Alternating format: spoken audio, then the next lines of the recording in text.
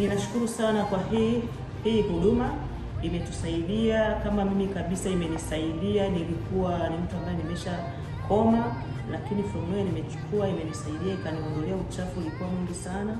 Baada ya hapo nilikuwa na hivi vitu usoni.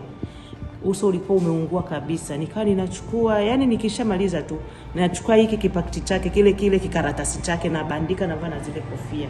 Kwa hiyo nafikiri naona uso wangu unaelekea kuwa mzuri.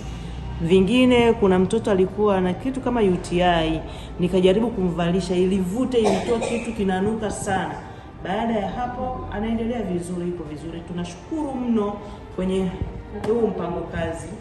Kweli ni kitu ambacho kinatusaidia, ni huduma ambayo tunaona inatenda kazi katika uhalisia wake. Tunashukuru sana kampuni, watenda kazi waliopata wazo la kutengeneza hii kitu, wasafirishaji kutoka nchi mbalimbali mpaka kufika mahali hapa. Tunashukuru sana. Nasema hii ni kazi kama kazi nyingine, maana inatibu. Yani inatibu, inaleta yani afya ya mwili, ngozi. Kwanza ngozi yangu ilikuwa imeshasinyaa. Kila nikipita wananiambia, "Mama, mbona umekuwa ni?" Yani hata nikisimama mahali nikijielezea umri wangu nasema haiwezekani.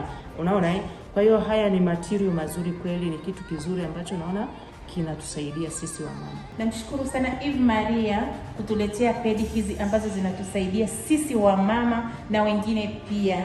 Ni kitu kizuri sana, kinatibu. Tunamshukuru sana Eve Maria kutoka Ufilipino mpaka hapa. Ni kitu kizuri sana umetuletea Watanzania. Nashukuru sana kampuni, nashukuru sana ofisi yangu kwa kunikubali pia kuifanya kazi hii. Asante.